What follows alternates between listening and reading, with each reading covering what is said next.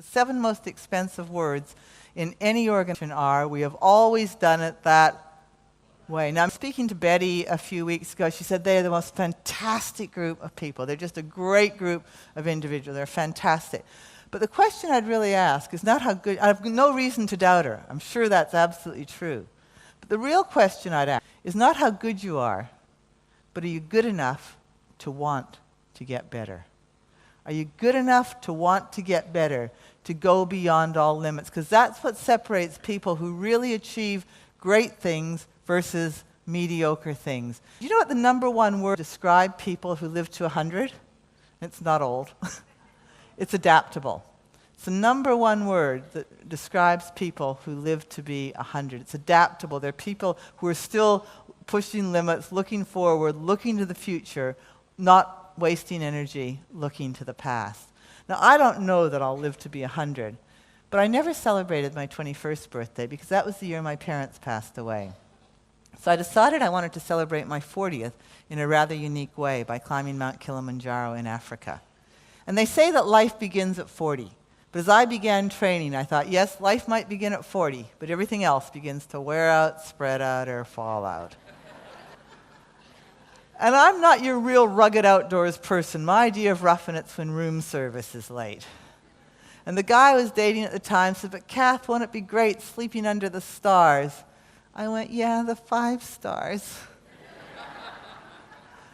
But every now and then we've got to step outside our comfort zone, go beyond our limits. So just for a moment, come with me to Africa. And picture yourself standing on top of the highest mountain, Mount Kilimanjaro. It's 20,000 feet high, or 6,000 meters if you're metric.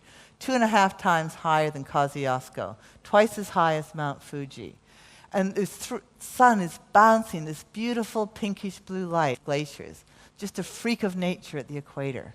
And there's 360-degree views of Africa with Kenya on one side, Tanzania on the other.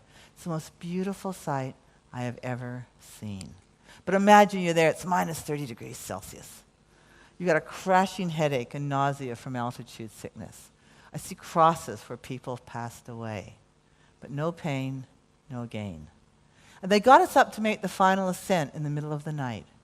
And they said they did that because of avalanche danger when the sun hit the peaks.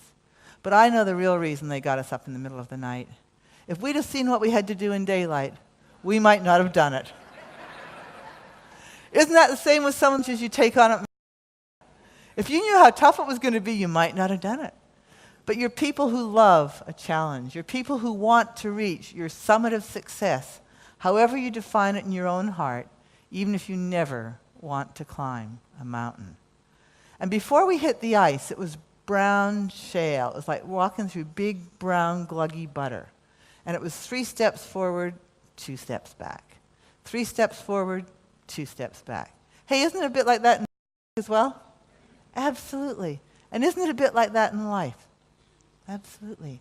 But in my experience, those people who reach their summit of success, however they define it in their own heart, is even those steps back, they keep their eye firmly focused on their goal, where they want to be beyond all limits. Because if you're having a really bad day and the computer's down and the product hasn't showed up and the car's broken down and, what do? You go, oh no. And it goes to the back of your brain. So I'm going to give you 60 seconds from now to write down one thing that you can actually put into action. 60 seconds from now. Go. Okay, how many have got something that they can put into practice? Great. Any questions? Change happens quickly.